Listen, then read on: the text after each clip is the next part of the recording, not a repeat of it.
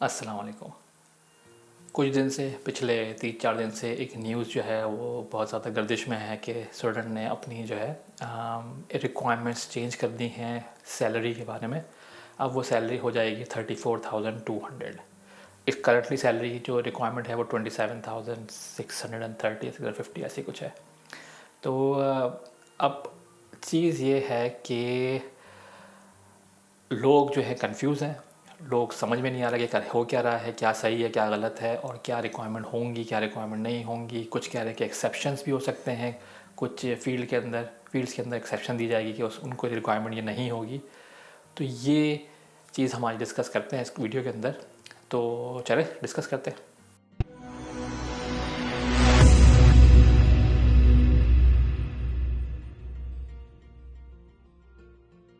पहली चीज़ तो आपको ये समझने की ज़रूरत है कि वाकई में ये सैलरी 34,200 होगी।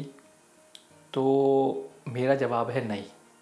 ठीक है, अब मैं बताता हूँ कि क्यों ये सैलरी नहीं होगी। ये मेरा जवाब है।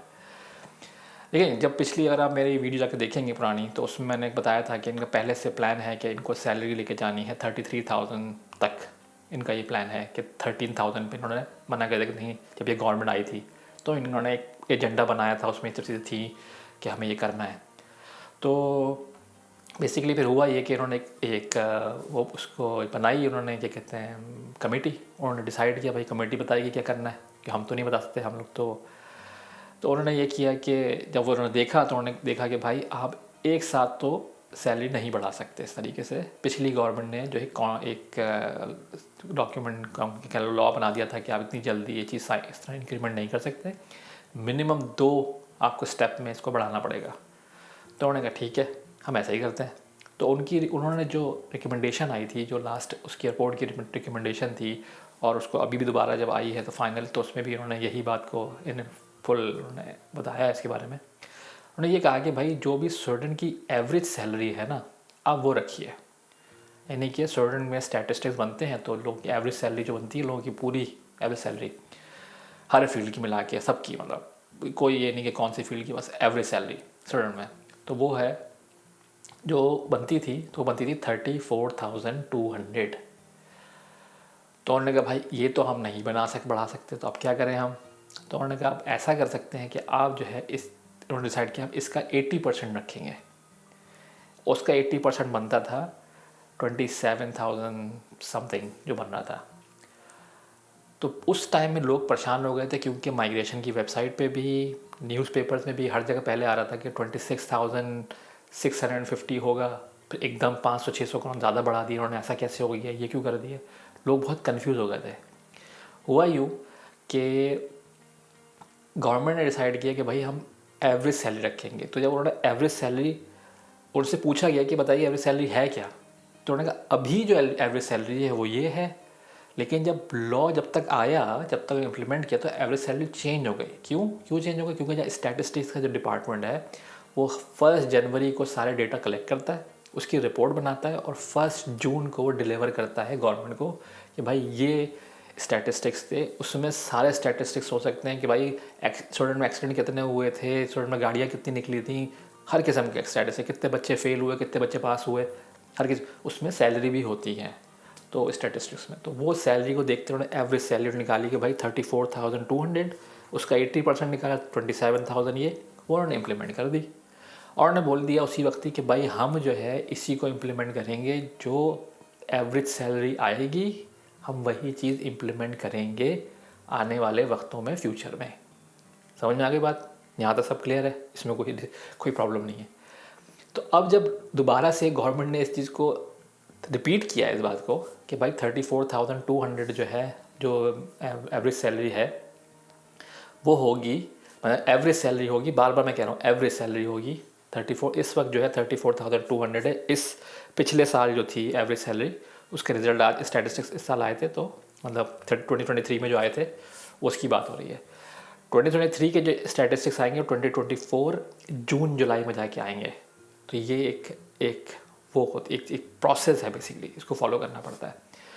तो अब जो बात बन रही है कि यार ये तो 34,200 कहाँ से आ गया, तो भाई ये यहाँ से आया है, यहाँ से आया। और ये चीज़ जो मैंने शुरू में बात की थी कि 34,200 नहीं होगा, मैं इसलिए इसको शर्त लगा के बोल सकता हूँ, कह सकता हूँ, बहुत फॉर गारंटी कह सकता हूँ, क्योंकि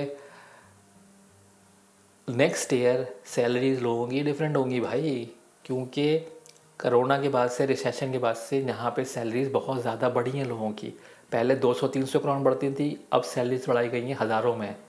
तो डेफिनेटली एवरेज सैलरी बढ़ गई होगी, 100% गारंटी है। तो 34,200 वो नहीं रहेगी। मैं डेफिनेट फॉर श्योर कह सकता हूँ कि ये नेक्स्ट ईयर जो है 35,000 समथिंग हो सकती है सैलरी भी, क्योंकि एवरेज सैलरी बढ़ जाएगी।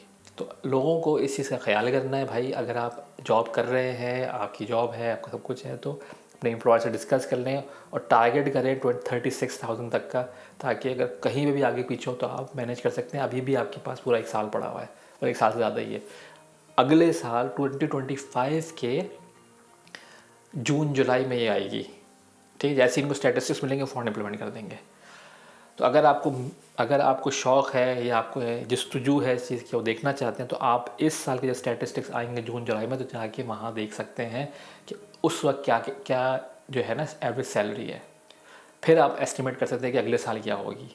लेकिन 34,200 नहीं होगी फॉर श्योर, डेफिनेटली। मैं कितने बोलूँ, बस वो नहीं है इसका। तो अपने एम्प्लॉयर से अपने जो कर सकते हैं आप, आपका जो वीज़ा फंसा हुआ है, तो ये कोशिश करके अपनी सैलरीज को ऊपर लेके जाएं। अभी से प्लान कर लें, आपका 1.5 साल है तो अभी से प्लान करके ऊपर जाने की कोशिश करें। नई बात बन रही है तो कोई ना कोई जुगाड़ लगाएं, नई बात बन रही है तो कोई और ऑप्शन देख लें। फजूल में 1.5 साल वेस्ट करने की कोई ज़रूरत नहीं है। और जहाँ तक वो बात आई है कि बहुत सारे जो फील्ड्स हैं, जो जॉब्स हैं, उसमें उनको वो दिया जाएगा, एग्जामिशन दिया जाएगा। यार वो चीज़ अभी तक कंफर्म नहीं है, किसी को कुछ नहीं पता कि कौन सी फील्ड होंगी, कौन सी फील्ड नहीं होंगी। वो कह रहे हैं कि हम लोग मालूम करेंगे, हम लोग जो जॉब यहाँ पे जॉब सेंटर है उनसे मालूम करेंगे, जो एम्प्लॉयर से पूछेंगे, सब कुछ। इस too big of a thing वाली बात है ना, तो उसमें बहुत टाइम लगने वाला है। तो आप अपना टारगेट रखो 36,000, मेरे हिसाब से 34,200 मत रखो। खुदा ना खास्ता अगर आगे पीछे कुछ होता है तो आपको पता होगा कि आपके पास मार्जिन है। और कोशिश यही होनी चाहिए कि prepare for the worst, hope for the best. तो उम्मीद करता हूँ कि सब लोग को, सबके वीज़े निकल जाए आराम से। बस लेकिन ये कि बेवकूफ़ बनने की ज़रूरत भी नहीं है कि आप बस आंखें बंद करके बैठ जाएं यहाँ पे और बोलें कि सब कुछ ठीक हो जाएगा। ऐसा नहीं हो सकता, आपको अपनी मेहनत करनी पड़ेगी। अब वो दिन चले गए जब सिर्फ एम्प्लॉयर की ज़िम्मेदारी होती थी सब कुछ करना। अब आपकी ज़िम्मेदारी भी बहुत कुछ पड़ गई है कि आपको घंटे लगाने हैं तो घंटे ज़्यादा लगाइए, अपने सैलरी बढ़ाने के जो कर सकते हैं वो करिए। बनिस्बत के खाली एम्प्लॉयर पर छोड़ दिया जाए कि मतलब उसने करना है, उसकी ज़िम्मेदारी है, उसने कॉन्ट्रैक्ट दिया था या उसने किया था। नहीं, आपको आपकी ज़िम्मेदारी बढ़ गई है। अगर जॉब पे आप जॉब कर रहे हैं, कहीं पे आईटी में जॉब कर रहे हैं, कहीं भी जॉब कर रहे हैं, तो अगर आपकी सैलरी नहीं बढ़ रही है तो कोशिश करें जॉब सर्च करें। यह आपकी ज़िम्मेदारी है, ऐसी जॉब सर्च करें जहाँ पे आपकी सैलरी बढ़ सके। बस यही मेरा एक वो था। और लोगों ने बहुत मेरा दिमाग खाया इसको लेके कि यार सैलरी बढ़ गई, सैलरी बढ़ गई, सैलरी बढ़ गई, लेकिन पूरी इन्फॉर्मेशन नहीं है लोगों के पास। मैंने कहा यार कैसे अजीब सी बात है कि लोग सिर्फ 34,200 पढ़ा, लेकिन उसके नीचे जो पूरा स्टूडेंट में पैराग्राफ लिखा हुआ है वो नहीं पढ़ रहे। उसमें लिखा है भाई ये सिर्फ करंट जो है ना एवरेज सैलरी है, नॉट फ्यूचर एवरेज सैलरी।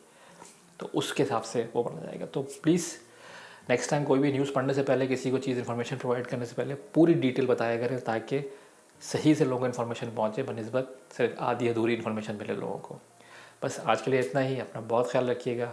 उम्मीद करता हूँ कि मेरा चैनल पसंद आता होगा, मेरी वीडियो अच्छी लगती होगी तो सब्सक्राइब करिए। अपना बहुत ख्याल रखिएगा। अल्लाह हाफ़िज़।